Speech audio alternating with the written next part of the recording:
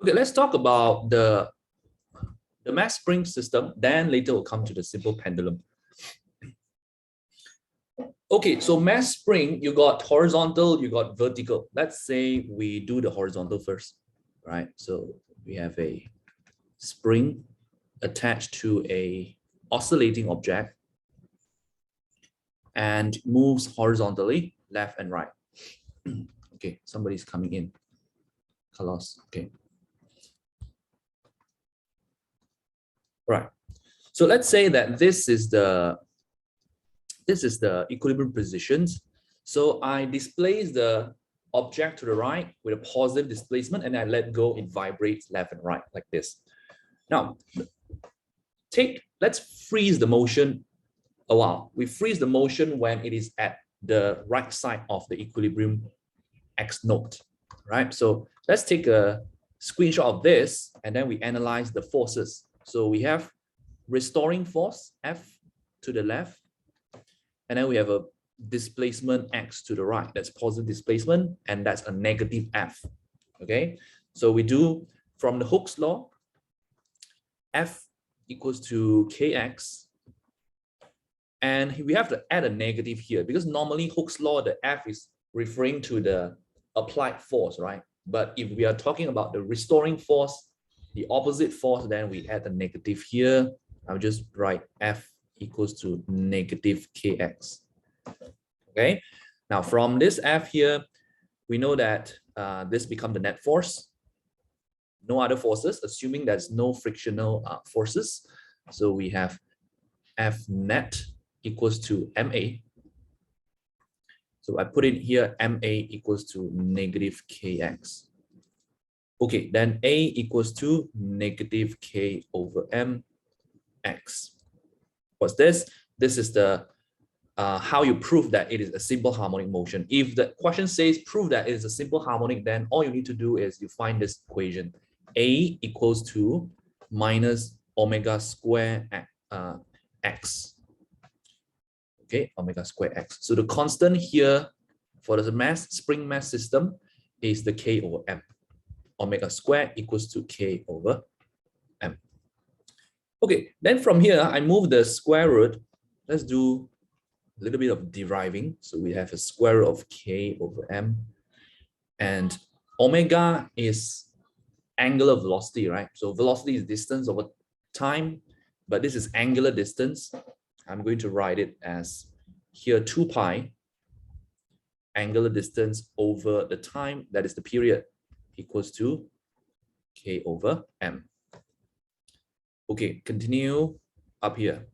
T equals to this one I move, so we get 2 pi divided by square root of K over M, and T equals to 2 pi times, I just flip this thing, M over K. Okay, then I get this formula. This one you need to remember for this any spring mass system. This is the formula we use to calculate the period, and also you can get the frequency. Okay, from period you can get the frequency. So in other words, we can say that we can calculate the natural frequency using this formula here. Now, if you look at the formula, right, one thing that stands out is that you see period is affected by 2 things, the mass and the spring constant, right? When the mass increase, the period increase. Now, if you think of it logically, it makes sense also because mass is related to inertia. So when high mass, that means high inertia. What happens when high inertia? It's very difficult to move it, or it's very difficult to stop it, right? That's high inertia. So if it's very difficult to move it, then that means it takes longer time to oscillate. So that's why the period increase. Okay, so when mass increase, period increase. It takes longer time to make one cycle. And the spring constant K, if the spring constant decrease, what happens is that this will become large and the T value will increase, right? Because it's the denominator. So the way you think of it is like K is like if the spring constant is the measure of stiffness, right? If the K is high, that means the spring is very stiff. If it's low, that means the spring is like very, we'd say like it's very lazy. The spring is very lazy. So if the spring is very lazy, then what happened? The oscillation become very, it takes longer period. So period increase. Okay, so if stiffness is low, period increases high. The two factors that affect the period. Okay, now from example, how would they ask the questions? Like, for example, they do something like this. They put, okay, I got two spring attached to a trolley in the middle, like this. And then let's say we have a trolley that is 2 kg and I displace it with a force of 10 Newton to one side. And the displacement is 0.05 meter. Given that this trolley move in simple harmonic motion, so it moved in such a way that A equals to omega square x. Find the W square. Find the angular velocity square. Find this quantity. What is this? Okay. Then you do something like this. Okay. From the spring mass, you know that this one, omega square, is k over m, right? So you do omega square equals to k over m. So that means you need to find the spring constant. Spring constant k equals to f over x. We do 10 over 0.05. 10 divided by 0.05. Okay, we get 200 Newton meter minus 1. That's the spring constant. So we put it in. 200 divided by 2 kg equals to 100. That's my omega square. Okay.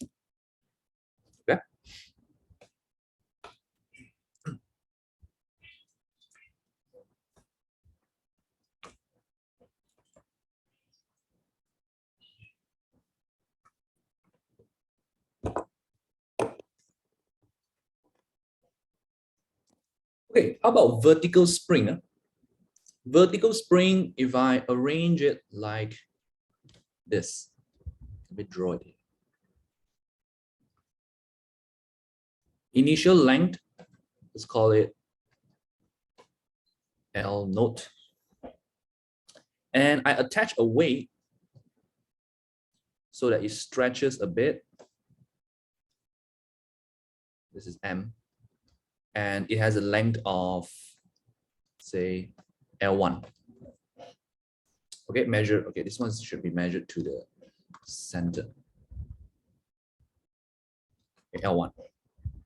Right, so if the extension is here, if we draw a line, this is the extension, Hooke's law extension. Let's call it E. Now, after I attach the weight, right, then it stays at rest like that. It's not moving. And then suddenly I hold the weight, I pull it down. I pull it down for a distance. Let's call the distance X. So the spring looks like this now. I pull it down further. And if I draw a line here, this is, we call the equilibrium axis, because the mass, after you attach the mass, it stays at the green line, the equilibrium axis. If I don't pull it or I don't do anything to it, right? But now I pull it down. Furthermore, I put it down for another X. So this is the extension from the Hooke's law. And this is the X is the extension from the force that I apply. Okay, I put it down and then I let go. I let go, what happened to the object? The object oscillate. Okay, let's assume that the object oscillate in simple harmonic motion about the equilibrium axis, the green line. Okay, then we can do a little bit of derivation again, very similar to the first case, very similar to the horizontal spring. Okay, so here, let's take a snapshot of when the object is displaced downward. Okay, so at this point, we know that the net force is going up. because we have tension is up, and then we have mg down, right? Because eventually we stretch it, it returns. So the net force must be going up. So we can write F net force equals to tension minus mg. Okay, tension minus mg. Then we do some substitution. Ma equals to, what is the tension? Tension is from the spring, right? So we use Hooke's law. Tension equals to K extension E.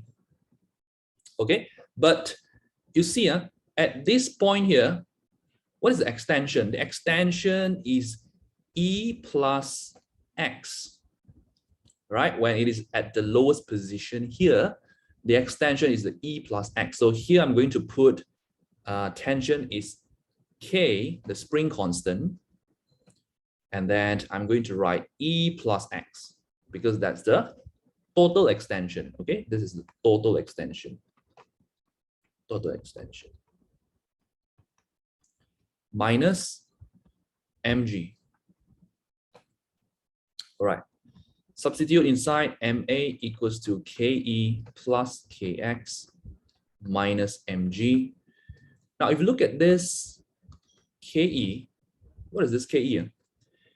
Ke is the extension over here. Look at the diagram at the middle. This extension times by the K, that's the tension at this position. This is the tension here, T. Now, in this position, the tension is balanced by the mg when it is at the equilibrium. Okay, when the object is at the equilibrium axis, that is where the tension is balanced by the mg. So that means this Ke here is, I can write it as mg because the Ke is the tension, and we know the tension is balanced by the mg at equilibrium position. Okay, so this is mg. That means we have another mg at the back. That cancels out my mg. Cross, cross. So I get Ma equals to Kx. Where is the negative? Right, the negative, we have to do a little bit of adjustment because we know that the force is opposite to the displacement. So I just add a negative lah. You can add it on the left hand side or on the right hand side. So we kind of do Ma, oops. Let me write it up here. I don't have space down there. So I do Ma equals to minus Kx. So A equals to minus K over Mx. You get the same thing, the same as the first one, the horizontal spring here. So we compare again, A equals to minus W square X, and W square equals to K over M. For any type of spring mass system, remember your omega square is your spring constant over M.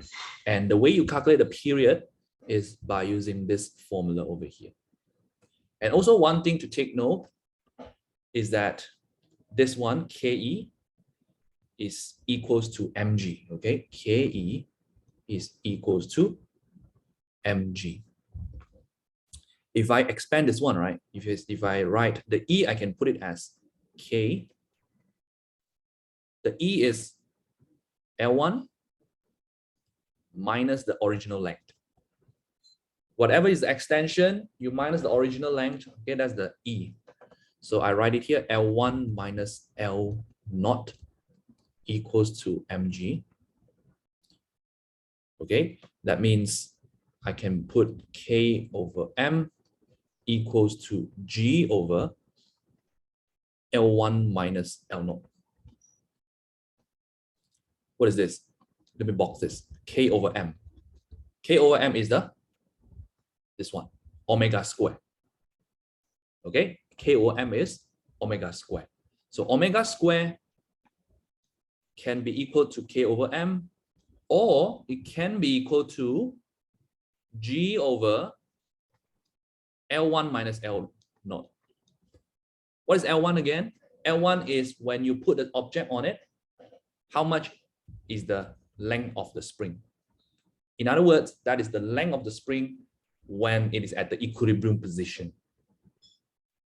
This length here, okay? So you minus out the original length, that is the L1 minus L0. Okay, so take note of the one that I boxed.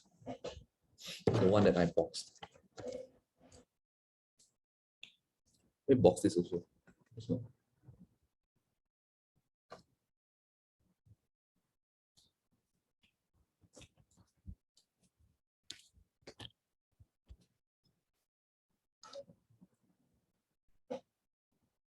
I clear out the bottom left.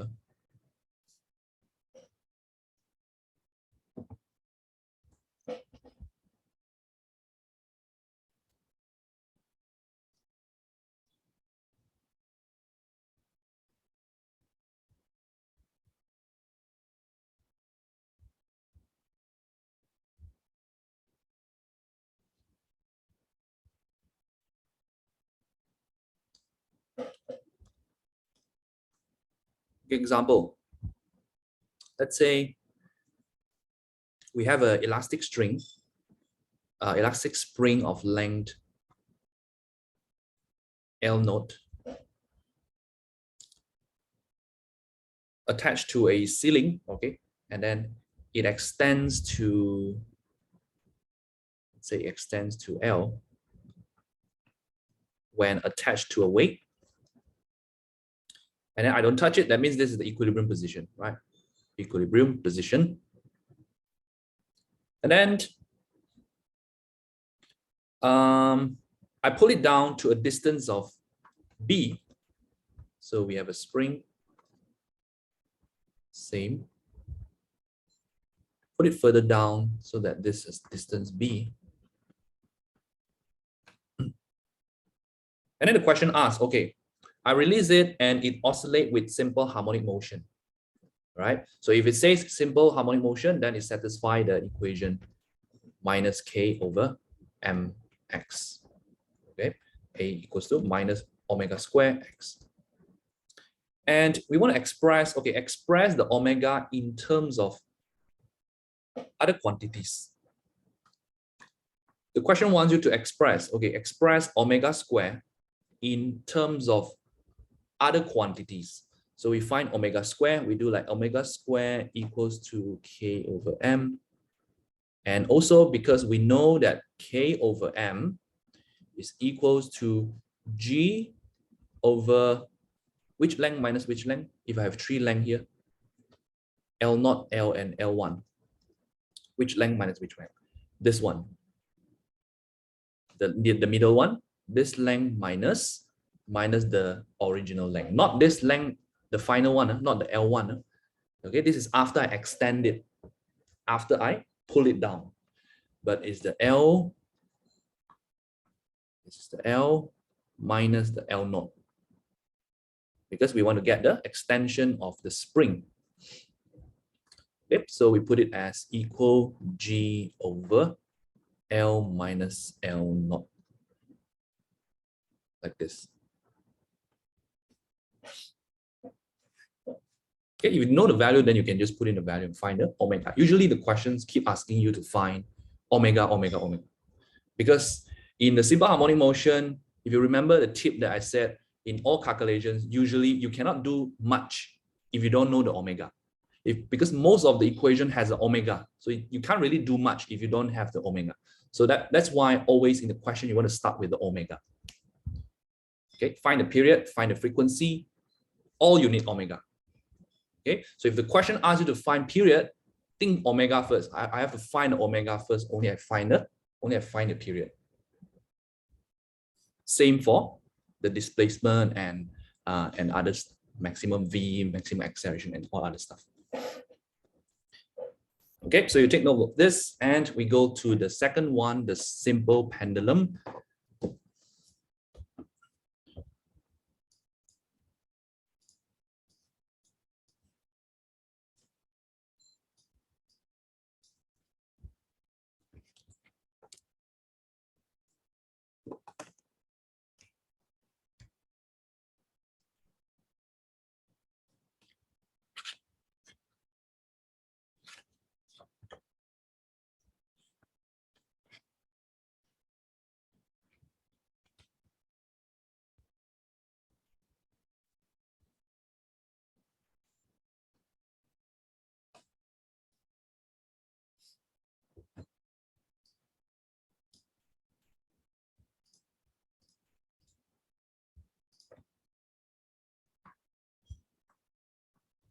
Okay, so for a simple pendulum,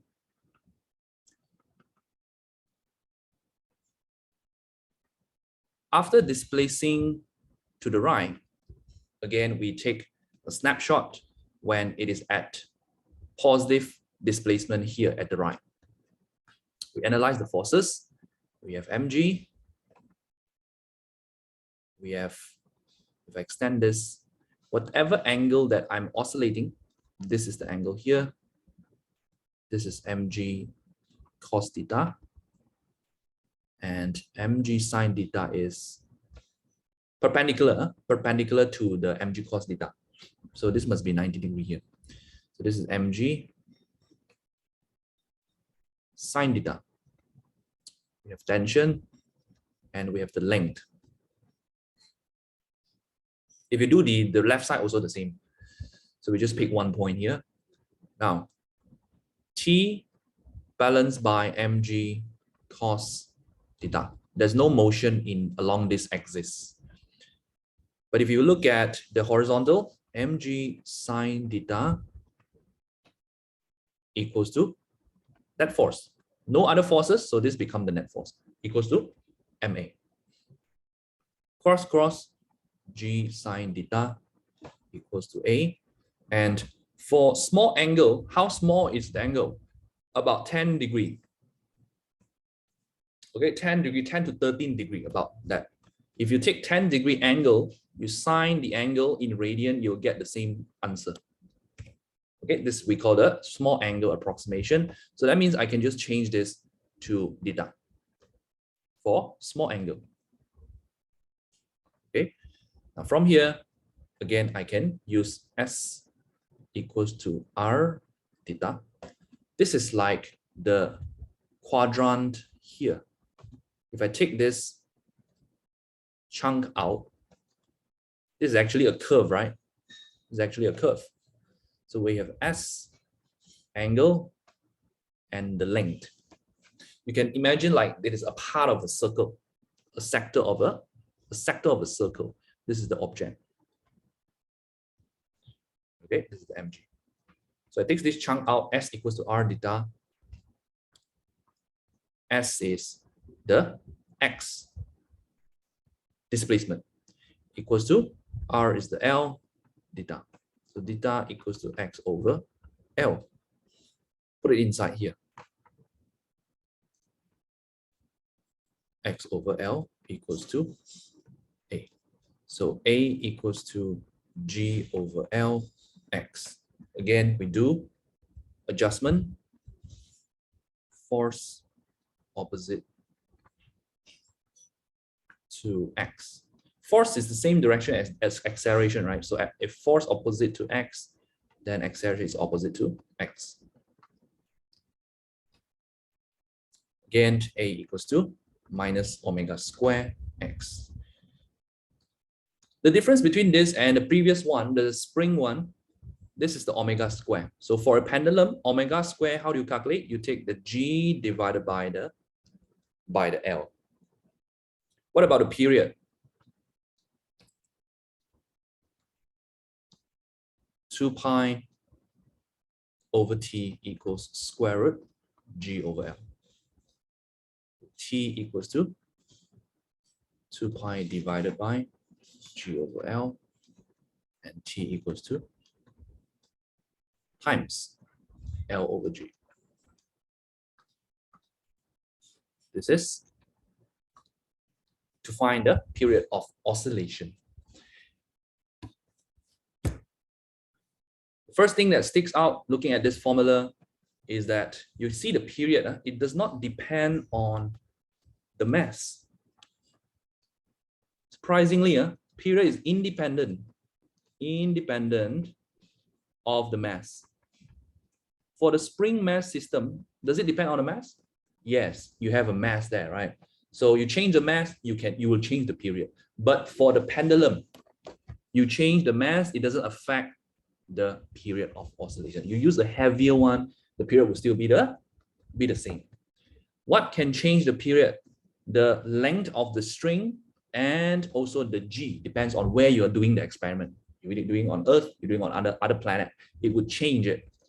Okay, it would change it. In other cases that it can change the period is maybe you are in an elevator. Let's say you're in an elevator and then the pendulum, you let it swing back and forth, and then the elevator is moving up and down. If the elevator is moving up and down, it could change the effective G. Okay, it could change the effective G. That is one other case where it can change the period. But if you do it like normal at a stationary environment, then it only depends on the length. Okay, the G don't really affect it. Okay, yeah? Because the leaf moving up and down, it has acceleration, right? And then the G changes. The effect, we say that the effective gravitational strength changes. Okay, what is the limitation of this one? The limitation is that the angle is 10-degree angle. So that is why when you, if you recall back the experiment you do when you go in like your secondary school, right? I believe that every one of us like did this experiment before, right? The pendulum, and then you measure the period, you measure the mass stuff. And your teacher said, do not swing too high, right? Do not swing too high. So you only do until you only like displace it a bit and then you let it swing. It's because of the 10-degree. So it has to be within this. Because if you swing higher than 10, then the equations start to break down. It starts to not apply. Okay, because you are looking at a circulatory movement if it's high angle, but 10 angle is a good approximation. Okay, so yeah, that's the limitation of it. So usually we do like very small swing in the pendulum. Now from here we can also use this formula to find G. That means if you want to find the G of the planet, you can do the pendulum experiment to find the G of the planet. How do you do that? You see, from this equation, right, you have the period, you have the G, you have the L. Those are the only three unknowns, right? So let's say we don't know the G. We don't know the G, but we do an experiment, the pendulum experiment. I can calculate the G of the planet. All I need to do is I get a set of values of the T and the L, right? So I get a set of values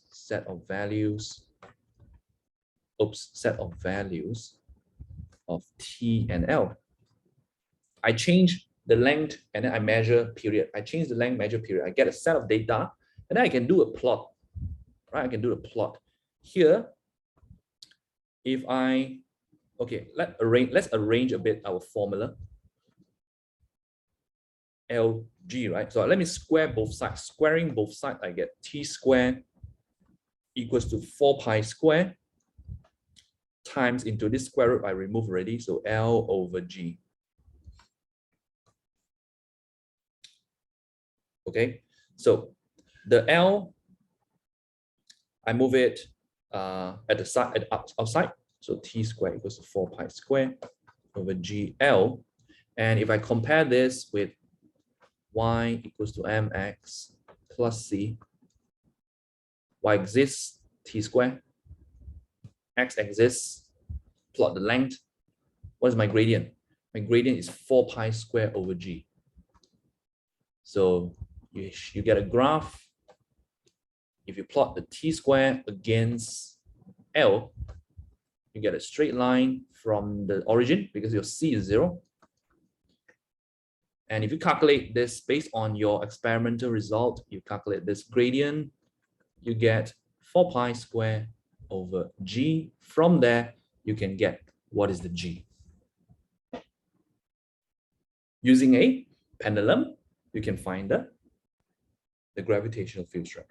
This is one of the, I mean, it could come out in the practical also, in the practical. Okay.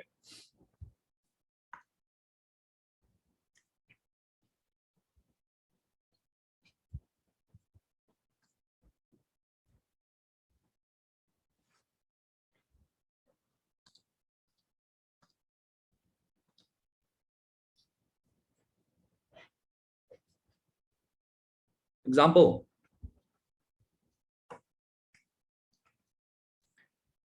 For this type of questions, right? Example, they often ask the ratio thing.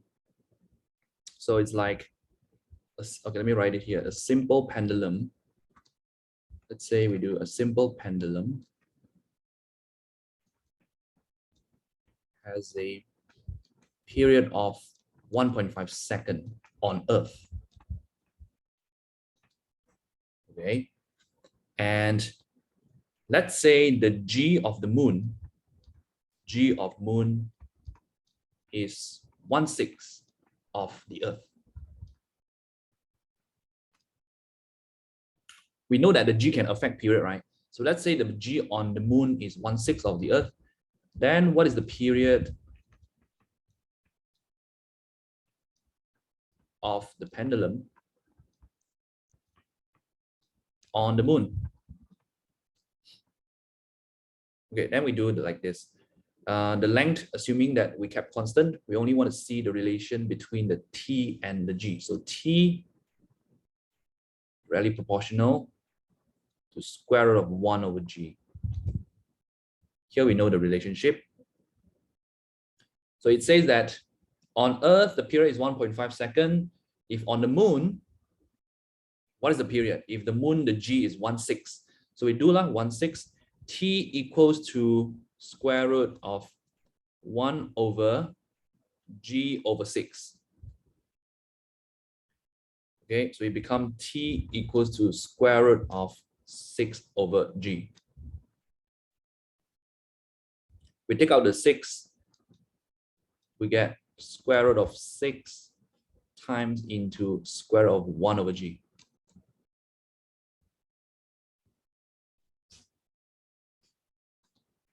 Get some space here. Let me move this. This is m equals to already here 4 pi square over G. Okay, so here, because this one you can do like this, right? Square root of 6 times square root of 1 over square root of G. So you can take out the square root of 6. And this whole thing is your T. This is your new T. I'll do T prime. T prime equals to square root 6. And you substitute the old T inside. So it's square root 6 times of the original period. Okay, so new period is square root of 6 times into 1.5 second. How much is it?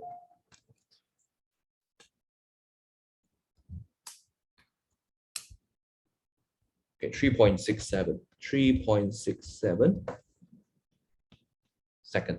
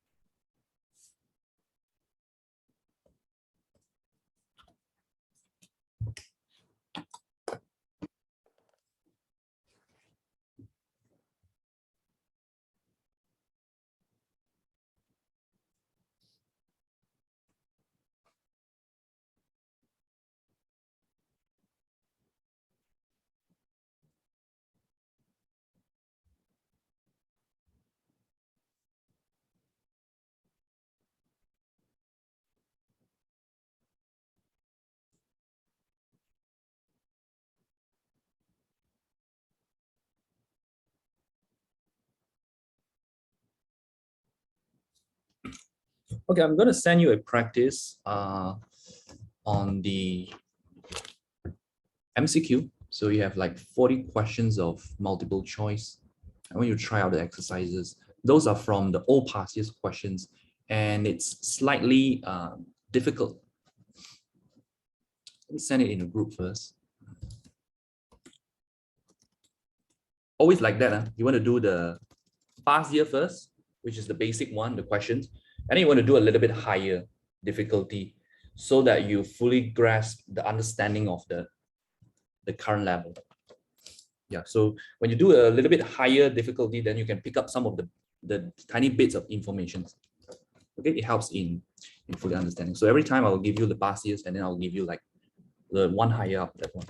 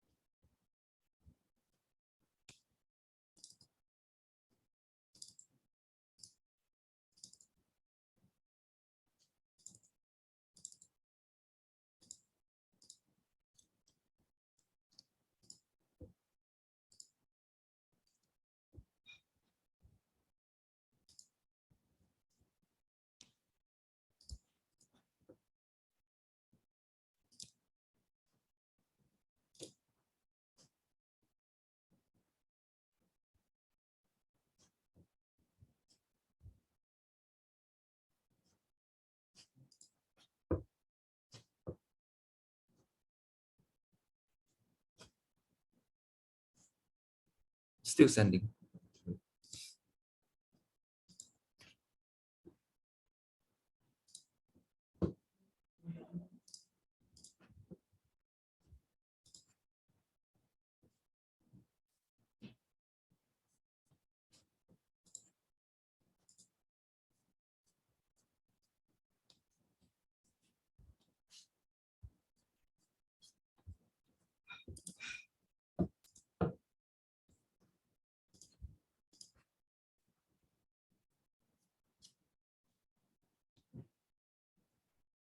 Okay, so together with the answer sheet, so you do, and then you check your answers. And if you don't understand, look at the solution. If you still don't, you need a little bit more clarification, you can reach out to me here. Okay, and we'll discuss on the board.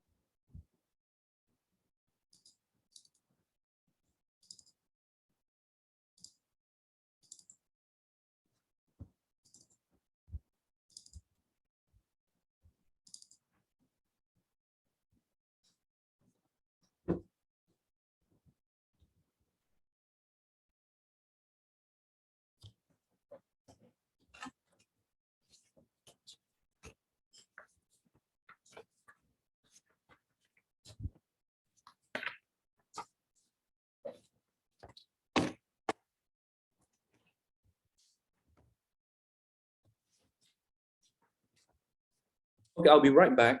Need to use the bathroom first.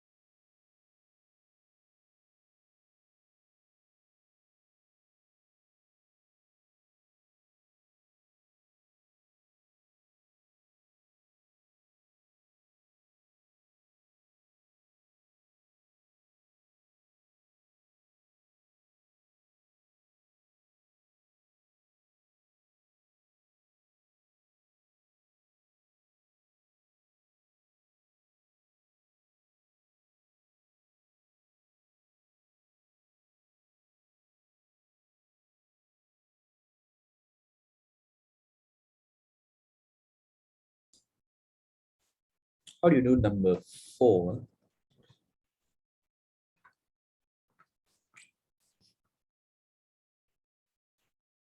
We look at number 4.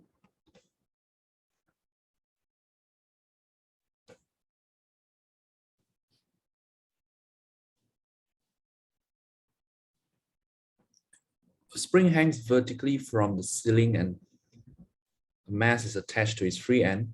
When the mass is pulled down and released, it oscillates vertically with simple harmonic motion of period t. The variation of time and the distance is shown in the graph. Okay, which statement is correct? Let's visualize this thing. So we have a spring like this. I hang it like this, and that means here is not moving. So this is the equilibrium position. Okay, after I attach the weight, and then it says that I pull it down, I pull the mass down, let's say to this point. And the time starts here, right? After I pull it down, the time starts there. I let go, it oscillates. It oscillates, so that means it goes past the equilibrium position up here, and it comes back down. That's one period, right? So that means one period is, it goes from, if I say this is point A, and this is point B, this is point C. One period is from A to C to B to C back to A. Because we started at A, right? So that means from here to here is T, right? Now, if you look at the graph, at time 0, what is the distance from the ceiling? 100. At time 0 that means it's at position A. At position A, the length from the ceiling is 100. That means from here measure down to here is 100 cm. Okay, and if you look at time 1/2t, that's half a period. Half a period is at 30. Now, where is this 30? Where is half a period? If one period is from A back to A, then half a period would be at B here. That means here is 30 cm. Okay, so half a period, it would have gone from A to B. Okay, back to A, that's full period. And if you can see this, a quarter of the period, that means would be at C. Okay, a quarter would be at C. Now then you'll see like which one is correct. Which one is correct? A, the amplitude of the oscillation is 70. Is it correct? 70 is the difference between A to B. Difference between A to B. Here is 70. Is that the amplitude? That's not the amplitude. Right? That is the measure of one extreme to another extreme. Amplitude should be half of 70. Right? So A is wrong. And this one is out. If you look at B, the kinetic energy is a maximum at T equals to half T. Half T, that means when it is at B, is the kinetic energy maximum at point B? No, right? Because it's that is the turning point. Kinetic energy should be 0. Kinetic energy is maximum at the equilibrium position when it is moving the fastest at the C. So this is out. The restoring force on the mass increases between 0 and what is this? A quarter T. That means from 0 is at A to, this one is like from A to a quarter T is like to C. Is the force increasing? No, it should be decreasing, right? Because as you move back to the original position, to the equilibrium position, the force decreases. So C is also not correct. So the correct answer is the last one, donkey. The speed is maximum at a quarter of the period. That is at point C.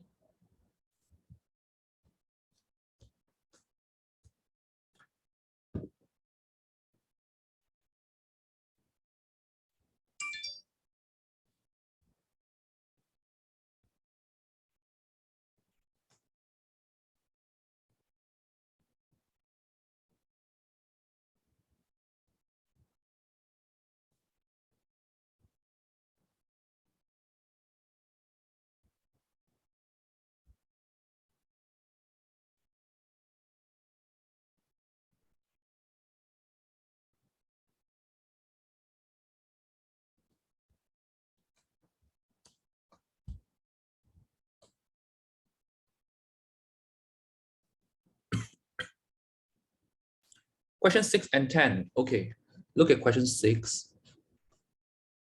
Clear this.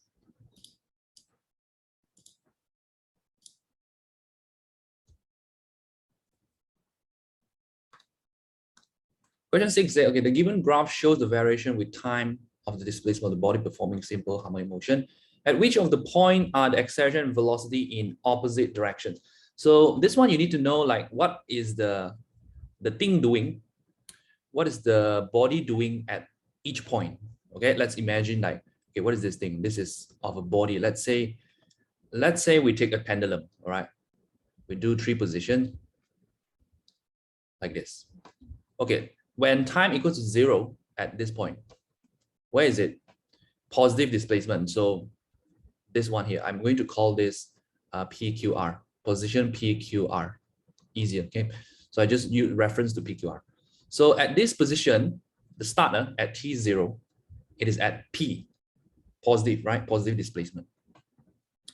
And when at point A, what is it doing at point A? Point A is no displacement. So that means it's at Q. At Q, we want to find what? We want to find when the acceleration and the velocity is in opposite directions. So is it in opposite direction? At point Q, the velocity is moving to the left. Okay, it swings to the left. What is the acceleration at point Q? Acceleration is 0. Okay, acceleration is 0. There's no acceleration.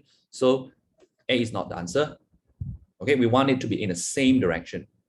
Sorry, in opposite direction, right? Okay, let's move on to the next point.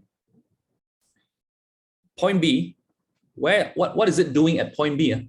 You see, it's swinging to the negative displacement. That means at point B, it is at R, right? At R, and here the V is 0. The acceleration is to the right. Okay, so remember, acceleration always point back to the center. So acceleration to the right, velocity is 0. Again, that is not the answer. Now, if you look at point C, what is it doing at point C? This one is like, okay, from here to here, it's swinging back to Q. At point C is like when it's swinging from Q to P.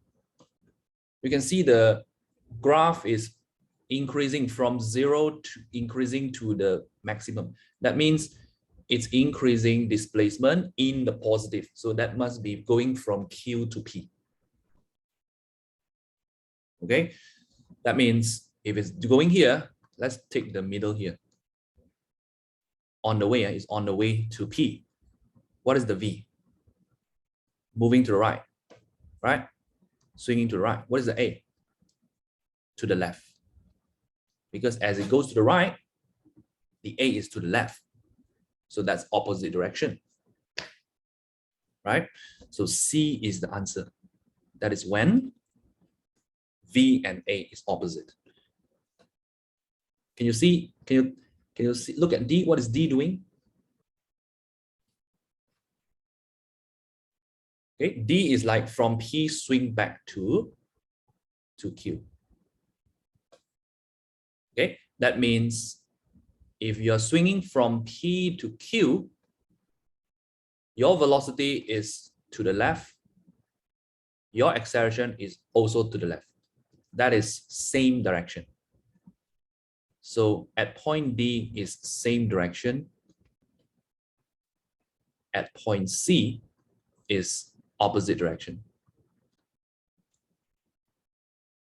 The acceleration and the V.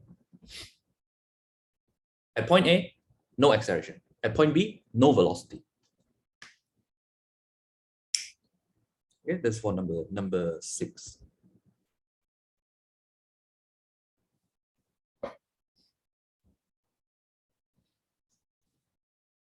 Number 10 is very hard, to be honest. The rest you can try number 10 first, then we look at number 10.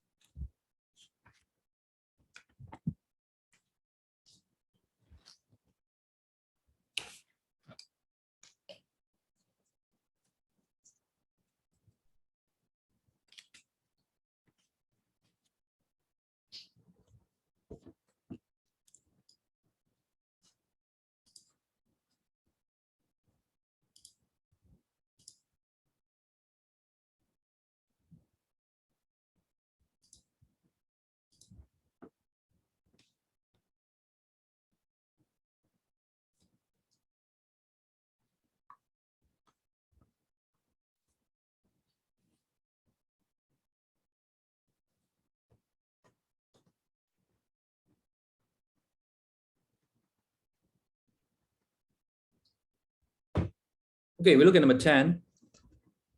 This is the question back in 09. Okay, a shooting game involves using a gun that fires by itself at random times. So you have a gun that automatically fires. You have to aim the gun. A player can only point the gun in a fixed direction. So you pick one direction that you aim. You cannot move already. You just pick one direction, and then the target is moving left and right. Which direction that you pick, you will get the greatest number of hitting the target. Okay, you see, here, this thing, the target is moving left, right. So it's like SHM, simple harmonic motion. Okay, let's say that it follows the simple harmonic motion. Okay, it's moving with simple harmonic motion. Now, the thing about simple harmonic motion, what happened to the velocity? You look at the velocity of the object. Velocity is maximum at the equilibrium, right? That means at the center, V is max, and V at the side is 0. Here is 0, here is 0, just before it turns. Going on from center to either the left side or the right side, what happened to the speed? The speed decreases, right? This is V max, this is V0. That means going to the left, the speed decreases. So in which quadrant you see 1, 2, 3, where the speed is the smallest, the slowest? Is it quadrant 1, quadrant 2, or in quadrant 3? We take the average speed in which quadrant is the slowest?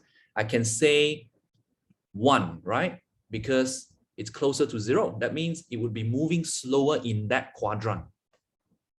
Same as quadrant number 5.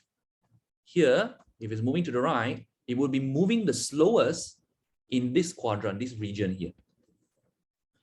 While the target moved the slowest, if you point at the same fixed direction, what happens? You get more hit compared to if the target is moving faster. Okay, so you get more hit by pointing the gun at either 1 or 5. Okay, so 1 or 5, that is where the target move the slowest. So answer is boy.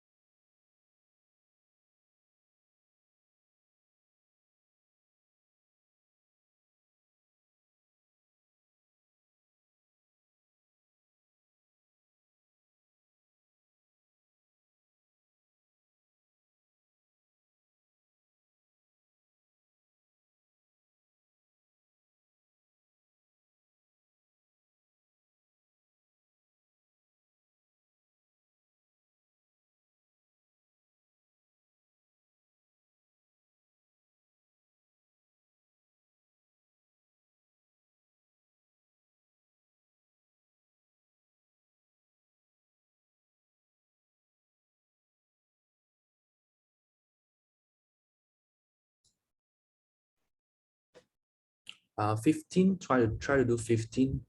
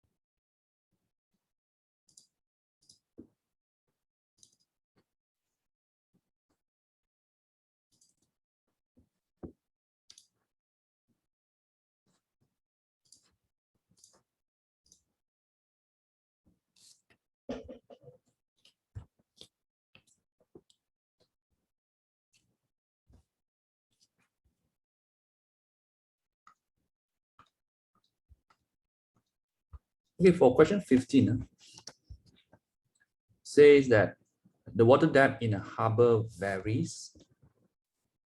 So it's the tides. Water depth varies in a simple harmonic manner between 1 meter at low tide and 3 meter at high tide, like the graph here. So the duration between successive low tides is 12 hours. That means the first low tide and then the next low tide is 12 hours. A certain boat requires a minimum depth of 1.5 meter to enter. Okay, so minimum depth of 1.5. Anything lower than that, the boat cannot enter. So if such a boat approaches the harbor at low tide, how long will it have to wait until the depth to be more than 1.5? Okay, you see the graph here. Let me draw the graph again. Let me make it bigger here. We have a graph looks like this, right? Low tide, high tide, like this. Okay, this is 1.0 meter and high tide is 3.0 meter. And we have time here. Now, and then it says from here to here is 12 hours. That means this is here is 12 hours. That's the period, right? That's the period. So from the period, we find the angular frequency first. All right, we find the angular frequency. So from period, we use angular equals to 2 pi over period. That's 2 pi over 12 times 60 times 60. We get something like 1.45 times 10 power of minus 4. That's radian second. Here's our omega. Now, after that, how do I find, what do I have to do here?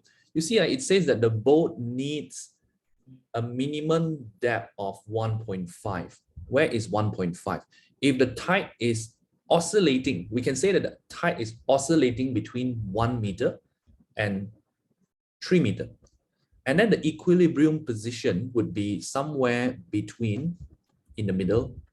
What is this? This is 2.0 meter, right? Because the lower boundary is 1, the upper boundary is 3, so it's oscillating between 2 meter. Okay.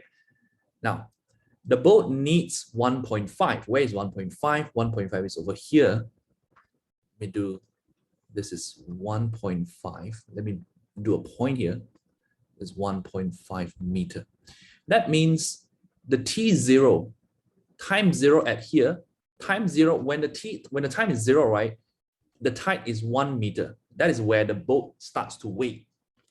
Okay, the boat starts to wait at time 0. That is when the low tide at 1 meter. How long it has to wait to enter? That means it has to wait this much from here to here, right? So that means how long is this T? How long is this T? From 0 to what time it reaches 1.5 meter. So you want to find this time here. How do you find this? You have, again, time, right? Time, you need to deal with time. What is the formula that you need to deal with time? The cos and the sine, right? X equals to, remember the formula, X equals to R cos, okay, R is the amplitude, cos omega t, this formula here, right? But the shape is, this formula is assuming that you start timing at positive displacement, because the shape of the graph is like this, right? So it's positive displacement. But here, our time 0 is at negative displacement. So I'm going to adjust a bit. X equals to minus R cos omega t. I'm going to use this. It's like follow the shape lah. Follow the shape. This is inverse cos, right? So I just put negative here. Okay. Now from here, I already know the W. I already know the R. I already know the X. I can find the time. But be careful here. When you use this formula, right, this is based on equilibrium position. Where is your equilibrium position? Your equilibrium position is not this x-axis, is the 2 meter line, this line here. This is your equilibrium. The wave is oscillating about this. white line here. That means your x at this point here, let's call this point A. What is your x? It's measured from the equilibrium, right? That means here. What is this length? It's below the equilibrium, so it's a negative. And the length is 2 minus 1.5, 0.5 meter. That means x is negative 0.5 meter. Not 1.5, because we are measuring from our equilibrium. Okay? So x is negative 0.5. And what is my r? R is amplitude. So again, we measure from the equilibrium 3 to 2. The difference is 1. So the amplitude is 1.0 meter. Okay, if you look at the solution, you can do like the solution also, but I like to do it this way, right? So the solution is like they take into account, they use that one to minus that one. Okay, you can look at the solution later. So here we have x equals to minus 0.5, and r is 1.0. Then I want to find the t. I know the w is 1.45 times 10 minus 4. Then I just put in and find negative 0.5 equals to negative 1 cos omega t. Okay, and then I move this one, negative 0.5 divided by negative 1 cos minus 1 equals to omega t. This one, this thing on the left hand side, you want to be careful this one, because your negative 0.5 divided by negative 1, that's 0.5, right? So if you take cos inverse 0.5, you get 60, but that 60 is in degree. This 60 is in degree. You need to change it to radian. After you cos inverse, it's in degree, so you want to change it to radian. That means you do like 60 times pi over 180 equals to 1 over 3 pi. That becomes the left-hand side. So 1 over 3 pi equals to omega t. You want to change the radian because on your right-hand side, it's all radian. Okay. Then you do 1 over 3 pi divided by the omega. Divided by, what is the omega? 1.45 times 10 minus 4. T equals to this one.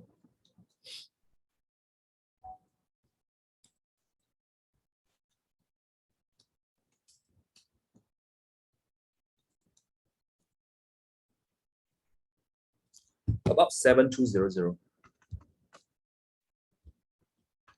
seconds.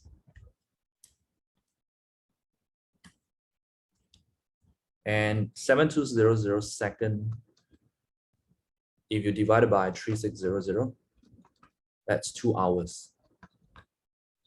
So it has to wait 2 hours to enter the harbor. That means from here to here, 2 hours.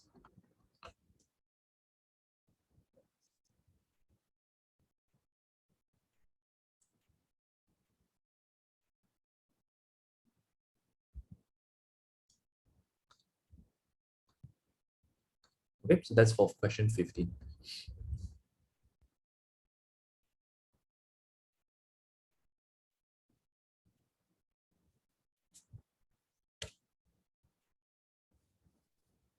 Why you cannot take 12 hours divided by 8?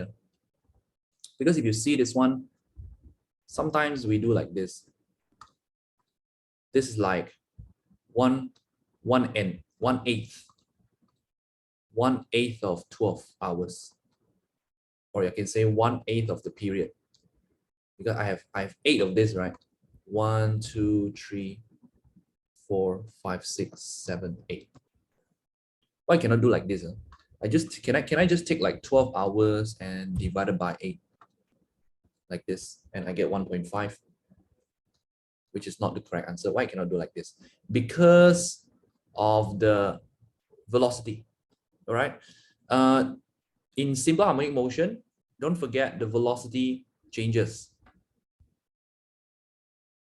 Moving from center to side, velocity what happened? Decreasing. Moving backwards, velocity increasing. So if the velocity is changing, that means every second, the distance traveled is not the same. That's why we cannot just divide it like that.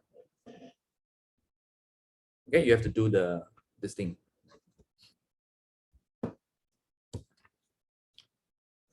So we can say that the distance is not is not proportional to the time, because the velocity is changing every second.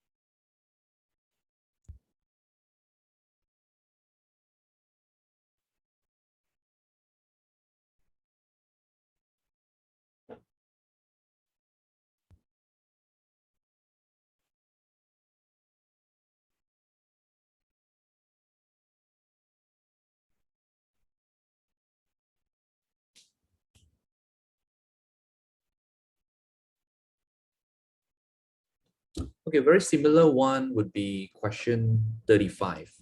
You can try 35 first. Very similar to this question here.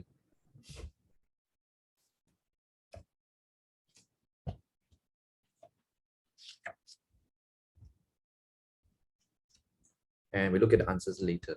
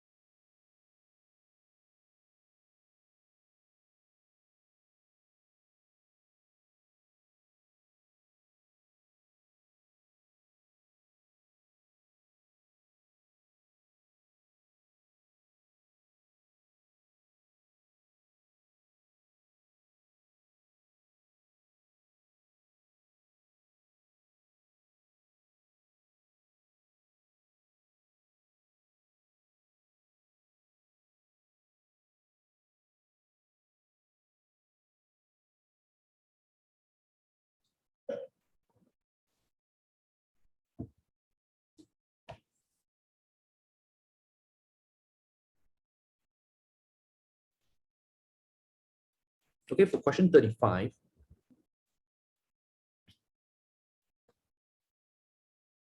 Okay, the photograph of a simple pendulum was taken when swinging in front of a horizontal scale.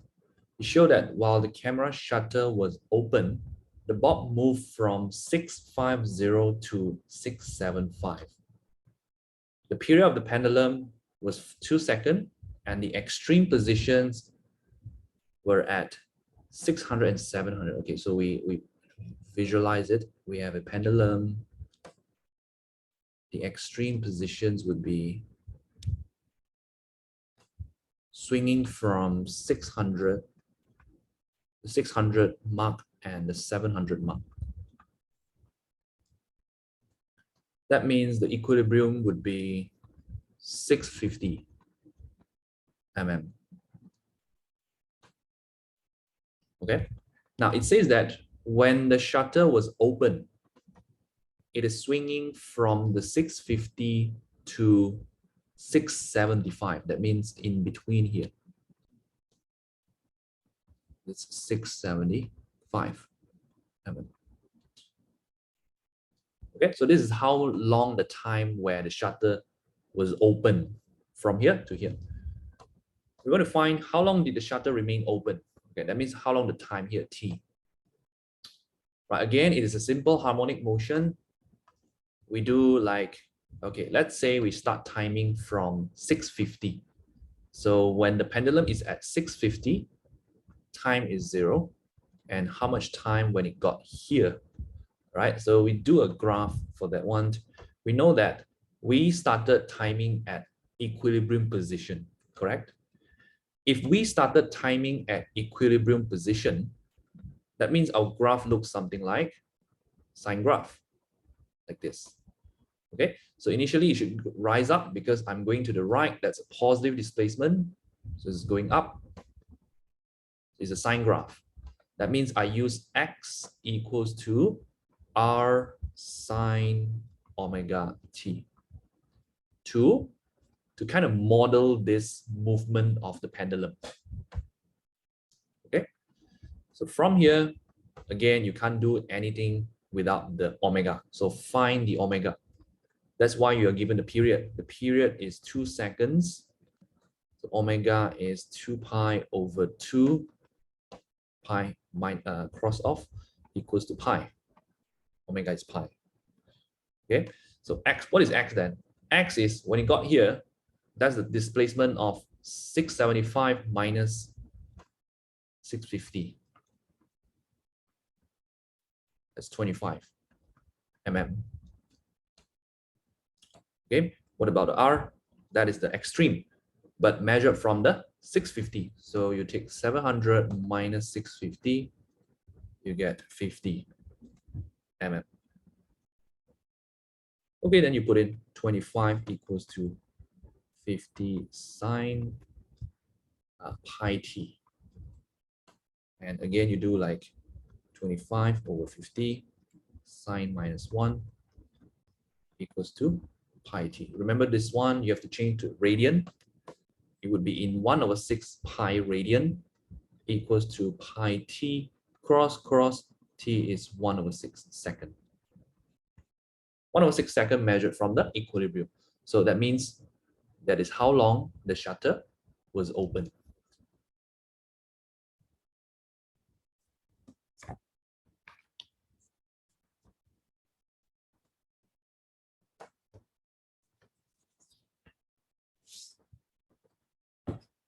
Okay, the rest I'll just leave it to you.